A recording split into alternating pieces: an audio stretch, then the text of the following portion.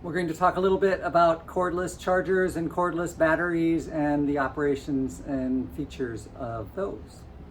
All of our tools are Makita brand. All of our cordless tools are Makita brand, so everything's going to be interchangeable between different tools and different varieties. The one charger charges everything, all of the batteries, no matter what size or what amperage. This light means that the battery charger is ready to go, flashing green light. Flashing red light means that the battery is too hot. It needs to cool down before it will charge. You can normally just leave that in the charger and it will eventually charge when the battery has cooled down. You don't need to take it out, but if you have other batteries waiting that aren't overheated, you can trade it out. The red light means that it's charging, and a solid only red light means that it's under 80% charged. Red and green solid lights means it's still charging and it's above 80% charge. Solid green light means it's fully charged, and it will normally make a tune. If the tuning, there's a little song symbol there, you can set these to have different songs playing. And the flashing red and the flashing green light means that it's a defective battery. If it is a defective battery, give it to me so I can double check it. I like to check it 2 or 3 times before I confirm that it's 100% defective. It could be an anomaly causing the red and the green light. So I take it off, I let it cool down. I try to charge it again. I do that 2 or 3 times. And then I label it defective and I put it in the recycle bin for the universal waste collection. The batteries just slide in with the Makita. It just slides in and it actually locks. It won't come out unless you push the button. The Makita has the one button release, which I find is handy, especially if you have smaller hands. I kind of have medium-sized hands, but it makes it easier to quick release the batteries. At home, I have the Milwaukee brand tools, and they have the 2 battery releases that you have to squeeze this way, and I find that is a bit of a challenge to do. My hands are big enough, but barely, but I feel like I always have to fight to release it. The only feature of the Milwaukee's that I really don't like is that feature. I wish it had a single button release like the Makita's did. The batteries come in different sizes. This one's a 5 amp hour battery, and the bigger the amp hour of the battery, the longer it's going to last. I believe Makita's come in everything from 2 to 6 amp hour batteries. When they have a tool that requires more power than that or more amperage, they will design it so it uses 2 batteries. This is a 4 amp hour battery. It will not last as long as the 5 amp hour battery I was just holding up. But they are exactly the same size. There is no difference in the size. The same with the 3 amp hour battery. The 3 amp hour battery is exactly the same size. No physical size difference. And it will not last as long. Most of our batteries are 3 amp hours. They get relatively more expensive the bigger the battery that you get. And I did just last summer buy some knockoff batteries, not the Makita brand, but they're a competitor that makes them fit this size. They're supposed to be pretty much the same. And I believe those are 5 or 6 amp hour batteries. We'll get to try them out when we're in the shop next. I still have a few of these floating around, the 2 amp hour batteries. They are the smaller ones. They do not fit in every tool. Some of the tools have some added locks and blockage in the way it slides in, and this won't fit into all tools.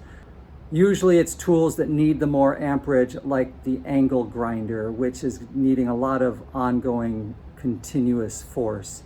And the angle grinders that are cordless, they don't really last as long. Same thing with the circular saws. The cordless circular saws don't last as long. If you're doing a lot of repetitive and ongoing work, you just want to grab one with a cord so you don't have to keep changing batteries over and over and over again. How often should I change the batteries and how often should I charge them? Well, the best thing to do is wait till the battery's completely dead before putting it back on the charger. Some people still tend to put all the batteries on all the chargers at the end of every night. And while the batteries don't have a memory the way older batteries used to, some of the different varieties, these are all lithium ion batteries. Before the lithium ion, it was nickel metal hydride batteries, and then before that it was NiCad, nickel cadmium batteries. Even though they don't create a memory from being charged when they're partially empty, the batteries do have a limit on how many times they can be charged. So if you're charging them when they're half full, you're recharging them and using up their kind of limit on how many times they can be charged. So the best thing is to just use them in the tool until they are completely empty and then put them in the charger. It's just fine to put your tool away with the battery in it, put the tools in the tool room and store them in the slots with the battery in it, and the next person will use it and they'll grab it and they'll use it until it runs out. You may get frustrated that you're always grabbing batteries that are dead, but it probably is the best process to keep the batteries having the longest life. There will always be some batteries on the charger. There will always be some batteries in the machines that are near the end of their life. Just grab them out of the tool room and use them and expend their life and then throw them in the charger. That's the best practice. Cordless tool batteries and battery chargers have some additional guidelines and precautions to be aware of. Use only the manufacturer's recommended charger for the specific tool and battery style or voltage. All of our Makita tools use 18-volt batteries and fit in all the chargers that are in the tool room. In the paint room, we also have several older DeWalt cordless drills for paint mixing, and the DeWalt battery chargers are located in there. Always perform charging in a dry location. Always perform charging in a location away from combustible materials. When batteries will no longer charge properly, they must not be disposed of in the trash. Batteries are considered universal waste with many recyclable components and materials. The temporary collection bin for universal waste is a 5-gallon bucket outside the tool room next to the sharps collection container. Universal waste is then transferred to the collection site in the basement near the roll door.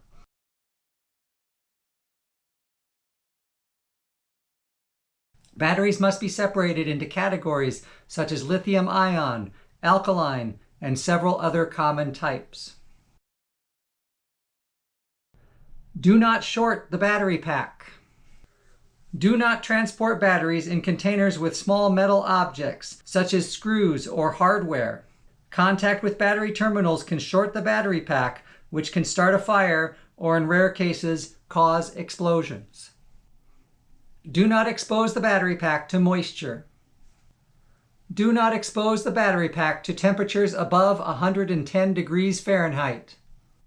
Do not expose the battery pack to temperatures below -20 degrees Fahrenheit. In the tool room, we have our charging station, 10 chargers for the batteries for the cordless drills. On the very bottom is a shelf that says put your fully charged batteries here. Let's just put the fully charged ones in this bin. Take them off of the charger so they're not constantly charging. That's not good for the battery to leave it on the charger all the time, so we'll take these done ones off and put them in the fully charged bin in the bottom. And that way, when someone needs a battery, they can just grab a fully charged one. If it's empty, let's not collect the empty ones around here. Let's just leave the empty ones on the tool. The batteries do have electrical contacts in here, and it's really important that you don't just toss these in bins of screws and hardware. If you toss them in here and you're carrying them around, the contacts could come in contact with the metal, and that will short circuit the battery and shorten its life. So never carry your batteries in your bins with your drywall screws or with other hardware of any kind.